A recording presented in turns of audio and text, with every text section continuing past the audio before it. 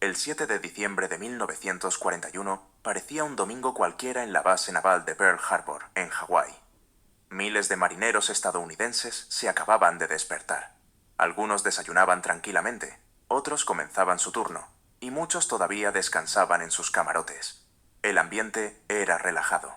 Estados Unidos aún no estaba oficialmente en guerra, y nadie esperaba que aquella mañana fuera diferente a cualquier otra. Sin embargo, a más de 6.000 kilómetros de distancia, una poderosa flota japonesa avanzaba en silencio a través del Océano Pacífico. 6 portaaviones, cientos de aviones y miles de hombres se dirigían hacia Hawái bajo el más absoluto secreto. Su misión era clara: lanzar un ataque sorpresa que cambiara el rumbo de la historia. Para entender por qué Japón tomó una decisión tan arriesgada, tenemos que retroceder algunos años.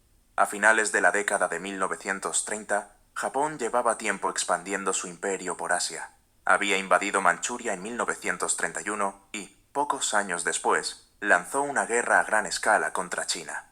Su objetivo era claro: convertirse en la gran potencia de Asia y controlar los recursos necesarios para mantener su crecimiento económico y militar. Pero esa expansión empezó a preocupar seriamente a Estados Unidos. El gobierno estadounidense veía con recelo cómo Japón aumentaba su influencia en el Pacífico y ocupaba nuevos territorios. Como respuesta, comenzó a imponer sanciones económicas cada vez más duras. La más importante llegó en 1941, cuando Estados Unidos congeló los activos japoneses y prohibió la exportación de petróleo hacia Japón.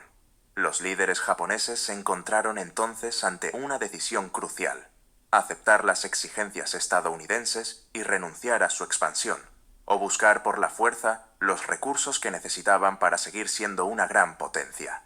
Eligieron la segunda opción.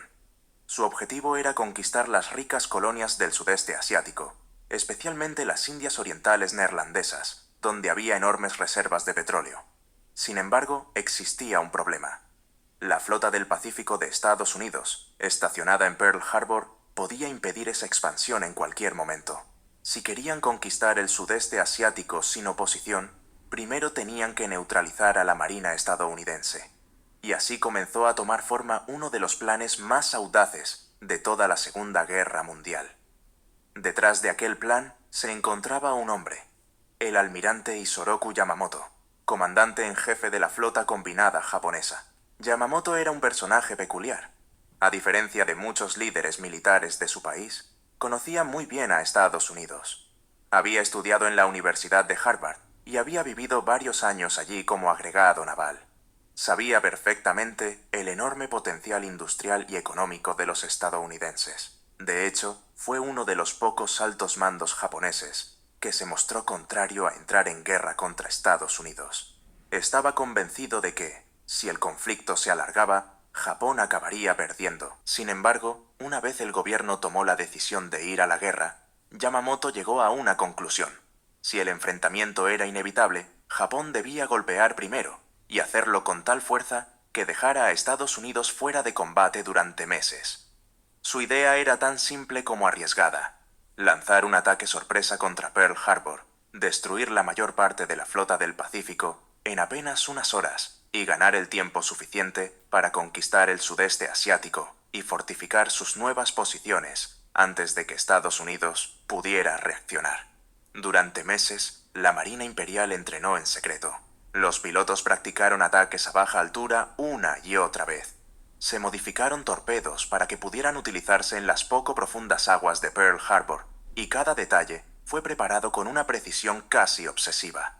Cuando todo estuvo listo, la mayor fuerza aeronaval, jamás reunida hasta ese momento, puso rumbo hacia Hawái bajo un estricto silencio de radio. En la madrugada del 26 de noviembre de 1941, una enorme flota japonesa abandonó en secreto la bahía de Hitokapu, en las Islas Kuriles, al norte de Japón. La operación estaba formada por 6 portaaviones, 2 acorazados, varios cruceros, destructores, submarinos y buques de apoyo. En sus cubiertas viajaban 353 aviones, entre cazas, bombarderos en picado y torpederos, además de miles de marinos preparados para una misión que podía cambiar el curso de la guerra. Durante casi 2 semanas navegaron por una de las rutas más frías y aisladas del Océano Pacífico. Para evitar ser descubiertos, mantuvieron un estricto silencio de radio. Ningún mensaje, ninguna transmisión, nada que pudiera revelar su posición. Los servicios de inteligencia estadounidenses sabían que las relaciones con Japón eran cada vez peores, e incluso esperaban algún tipo de ataque en el Pacífico. Sin embargo, la mayoría pensaba que el primer golpe llegaría contra Filipinas, Malasia o las Indias Orientales neerlandesas, no contra Hawái. La noche del 6 de diciembre, la flota japonesa ya se encontraba a apenas unos cientos de kilómetros de la isla de Oahu. A las 6:00 de la mañana del 7 de diciembre comenzó la operación. Los aviones empezaron a despegar uno tras otro desde las cubiertas de los portaaviones. En pocos minutos, el cielo se llenó de motores. La primera oleada, formada por 183 aeronaves, puso rumbo hacia Pearl Harbor. A las 7:02 de la mañana, 2 soldados estadounidenses que operaban una estación de radar en la isla de Oahu detectaron un enorme grupo de aviones acercándose a gran velocidad. Alertaron inmediatamente a sus superiores. Sin embargo, aquel aviso no generó ninguna alarma. Un joven teniente interpretó que aquellas aeronaves eran un grupo de bombarderos B-17 estadounidenses que debían llegar esa misma mañana desde California. La advertencia fue descartada y nadie dio la orden de preparar la defensa. A las 7:48 cayó la primera bomba. En cuestión de segundos, el cielo se convirtió en un infierno. Los bombarderos en picado atacaban aeródromos para impedir que los cazas estadounidenses despegaran, mientras los torpederos volaban a escasos metros del agua en dirección a los acorazados anclados en el puerto. Las explosiones comenzaron a sucederse por toda la base. Las sirenas sonaban sin descanso. Columnas de humo negro se elevaban sobre los barcos. Decenas de marineros corrían desesperadamente buscando refugio o intentando alcanzar sus puestos de combate. En apenas unos minutos, Pearl Harbor había pasado de ser una tranquila base naval a convertirse en un auténtico campo de batalla. El principal objetivo japonés eran los grandes acorazados estadounidenses atracados en la conocida como Battleship Row. Aquellos enormes buques representaban el corazón de la flota del Pacífico. Si conseguían destruirlos, Estados Unidos tardaría meses o incluso años en recuperar su capacidad naval. Los torpederos japoneses fueron los primeros en atacar.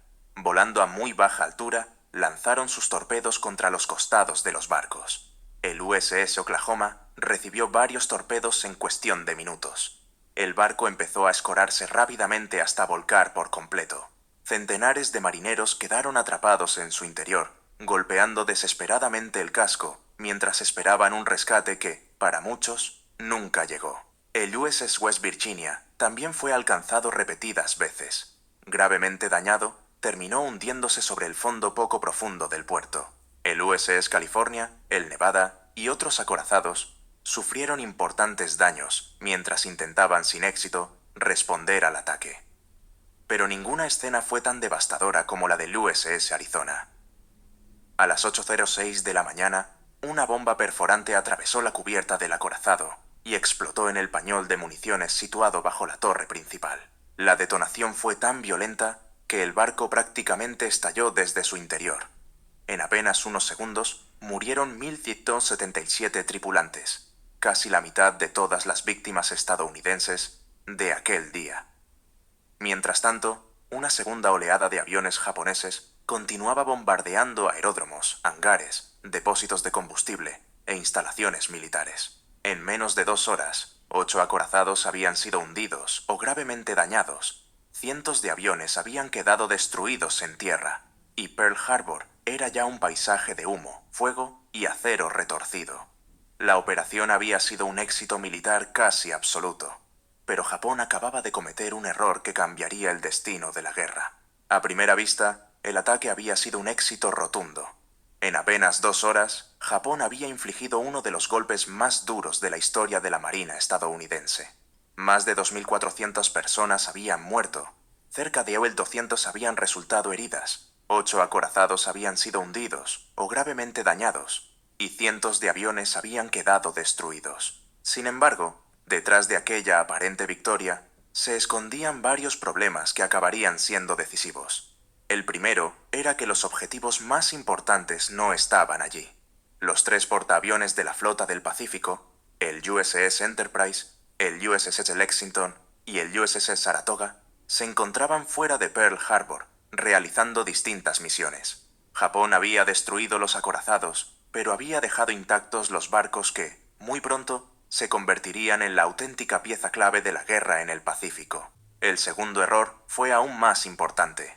Los japoneses decidieron retirarse tras la segunda oleada de ataques. No lanzaron una tercera ofensiva para destruir los enormes depósitos de combustible, los diques secos y los talleres de reparación de Pearl Harbor. Gracias a ello, la base pudo seguir funcionando pocos días después del ataque, permitiendo reparar numerosos barcos y mantener la capacidad logística de la Marina estadounidense en el Pacífico. Pero, por encima de todo, hubo una consecuencia que Japón no había calculado. En lugar de obligar a Estados Unidos a negociar la paz, el ataque provocó exactamente el efecto contrario.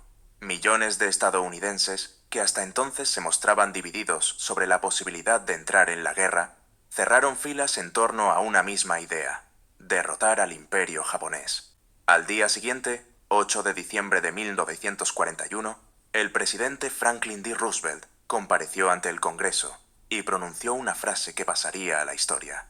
Yesterday, December 7, 1941, a date which will live in infamy. Horas después, Estados Unidos declaró oficialmente la guerra a Japón.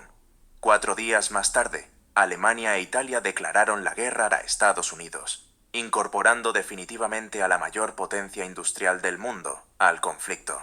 Lo que había comenzado como una brillante victoria táctica acabó convirtiéndose en una derrota estratégica de enormes dimensiones.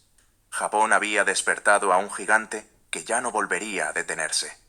Durante los 4 años siguientes, ese potencial cambiaría por completo el equilibrio de la Segunda Guerra Mundial. Japón acabaría perdiendo el control del Pacífico, Alemania sería derrotada en Europa y Estados Unidos emergería como la mayor potencia del planeta. A veces, la historia no la decide la batalla más grande, sino una sola decisión. Y aquella mañana del 7 de diciembre de 1941, Japón tomó una decisión que parecía conducirle hacia la victoria, pero que, en realidad, marcó el principio de su derrota. Porque Pearl Harbor no solo cambió el rumbo de la Segunda Guerra Mundial, cambió el rumbo del mundo.